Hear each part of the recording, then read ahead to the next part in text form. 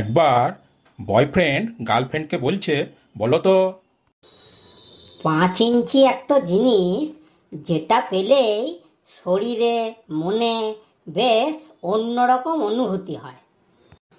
আবার এটা যদি আমি তোমাকে দিই তাহলে তুমি তা সাবধানে বিশেষ জায়গায় ঢুকিয়ে রাখো। আবার একবার দিলে আরো বেশি বেশি করে চাও। বলো তো জিনিসটা কি? যাহ, আমার লজ্জা করছে, আমি বলতে পারবো না। আরে লজ্জার কি আছে, বলো না। না না, আমি বলতে পারবো না। আরে আমি তো 500 টাকার নোটের কথা বলছি।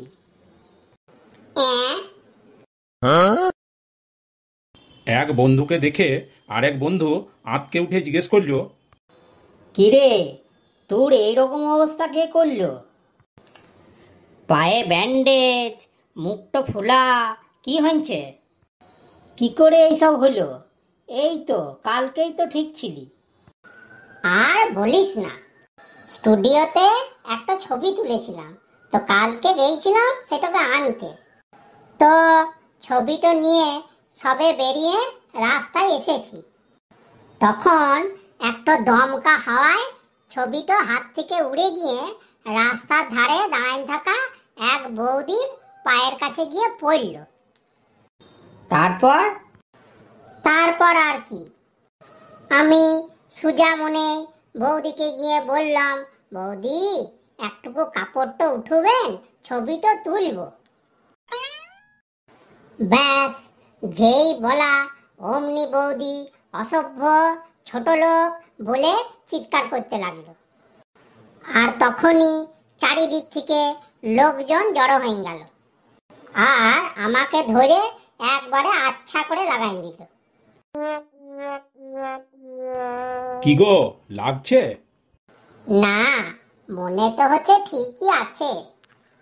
ভালো করে ঢুকুইয়ে দেখো। হ্যাঁ, এইবার পা দুটো একটুকু লাড়াচাড়া করে দেখো, লাগছে? না হলে এক সাইজ বড় লাগবে।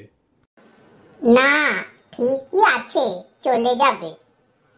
বন্ধুরা, আসলে দাদা বৌদিকে নিয়ে জুতোর দোকানে জুতো কিনতে গিয়েছিল, সেইখানে এই সব কথাবার্তা হচ্ছিল। তোমরা কি অন্য কিছু ভাবলে? আজ তাহলে এই পর্যন্ত।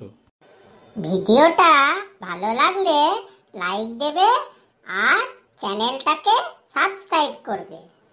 তোমরা আমাদের পাশে থাকো, আমাদেরকে উৎসাহ দাও। আজ চললাম, আবার দেখা হবে পরের ভিডিওতে। টাটা।